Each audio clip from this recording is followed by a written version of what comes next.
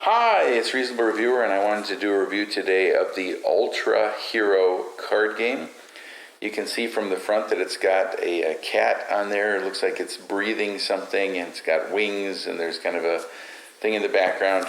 And you probably guess it has something to do with cats. So it has to do with dogs and cats. I'm opening up, and here's what we've got inside. We've got the game rules, which are relatively light. It's got a box, so this is kind of a gift set version of it.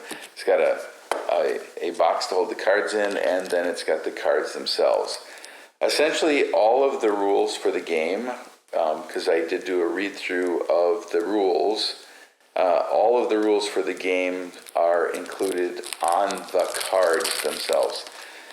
So what you're trying to do is you're either going to be dogs or cats. Let's see if I can find oh, here we go, up front, all the way up front. Okay, very good.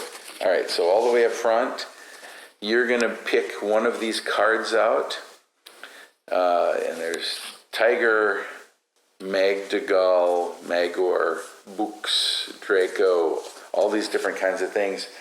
And these are either they're cats. There's a little cat symbol up in the corner. They're dogs, little dog symbol in the corner. Or they're both. Yeah, so they're both. So they've got two that are both. We've got Joker and Antihero who are both.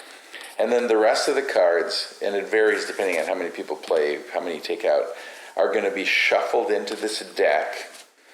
And ultimately, you're trying to ensure that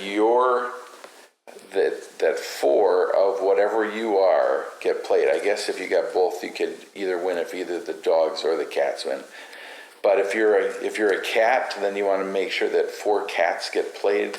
If you're a dog, you want to make sure that four dogs get played. Let's see. Do they have any special? Yeah, each one of them has a special. Well, no, they don't. So if the cards themselves, you'll note, I thought there was some flavor text at the bottom, and I thought they had something to do there. Each one of the cards has a symbol on it. This one has a dog symbol. This has a dog or a cat, which means that either dogs or cats can play it.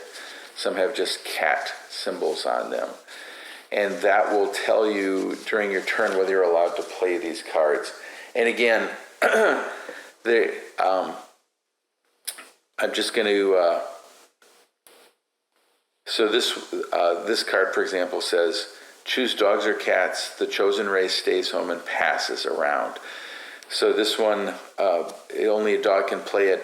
Probably they're not going to have the dog stay home, but you never know, I guess. Let's see. This one, either one can play. Choose a race, and they play twice in a row. This one is a dog or a cat. Cat can be played as a dog or a cat. And there you go. This is a dog one that says Gangsta. Give one card or life. Take any one random card from a chosen player's hand to your hand, etc. So each one of these things has some effect, and that's kind of all I can say about that, because there's all different kinds of cards. And just noticed, does this... Oh, just barely closes. Okay, so this thing doesn't, no room for expansions or anything else. So this is, this is a, I'm sure that depending on the cards you played, the whole idea again is to get your four cards out there. Play's gonna entirely depend on which cards you're dealt. I don't think that either the dogs or the cats have any advantage in this, so interesting game, interesting premise, interesting artwork. I say 4 stars. I can't imagine that this is going to become a staple in the Reasonable Reviewer family that likes to play cards. But if you got a card lover or a dog lover, and it's very giftable, so I give it high marks for being giftable. Cool box that it comes in, interesting things. So if you got a cat lover, a dog lover, this is a game. And it does not appear, as you saw, just from picking it up, looking at the cards, we already kind of figured out how to play. Pretty straightforward.